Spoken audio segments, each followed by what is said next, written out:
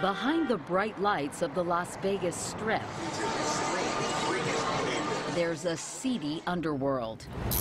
So how many dates tonight? 7 dates. 7 dates? You're getting $100 a day?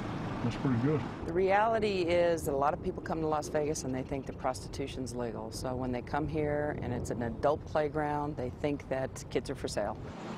Some of the kids are as young as 12, part of a massive workforce of prostitutes, some 35,000 strong, who operate in casinos, clubs, hotels, and the streets along the Vegas Strip.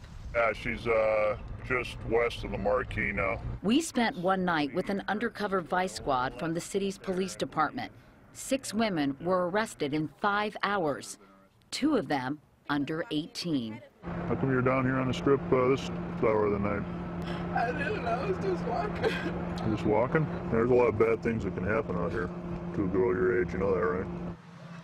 Tina, who we've disguised for her own safety, used to be one of those girls. Raised by an absentee mother who worked as a call girl, she was lured into prostitution by a pimp posing as a rap star, looking for girls to star in a music video. You know, I remember turning my first trick at 12 years old, and after that it was kind of like a whatever thing. Like, I did it once, might as well do it again. By 17, Tina was strung out on drugs, had been arrested several times, and was being abused by her pimp. She hit rock bottom. I looked at myself in the mirror one day and I didn't recognize myself. I cried, and I just cried, and I said, what am I doing with my life? Like, I didn't care about anything. I didn't want to live anymore. After her last arrest, she was placed in a group home where a former prostitute helped her find a job and get off the streets.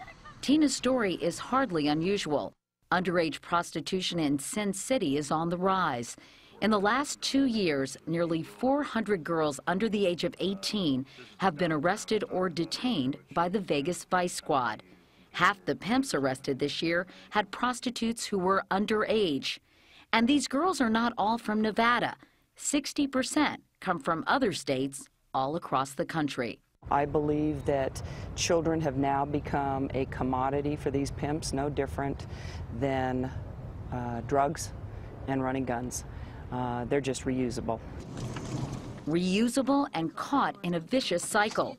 Because they're underage, the girls are not jailed.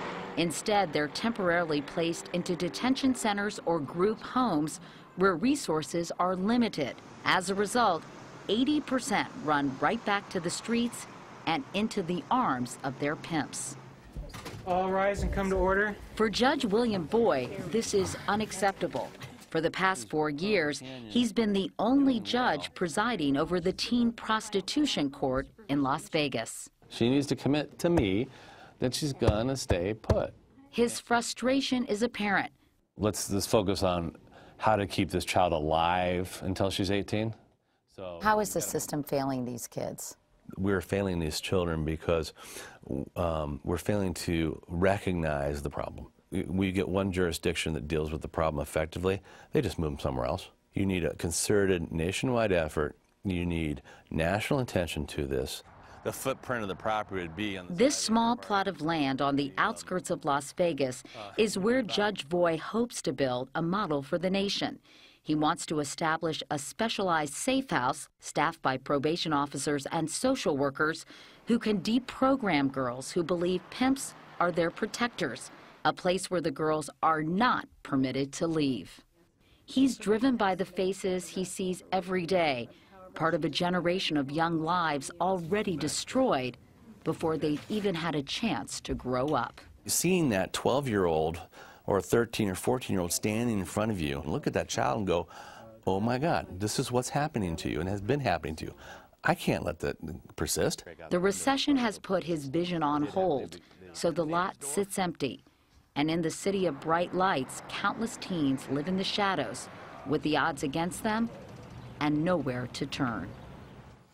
Until public funds become available, Judge Voy is looking to the private sector to help fund his idea of a safe house.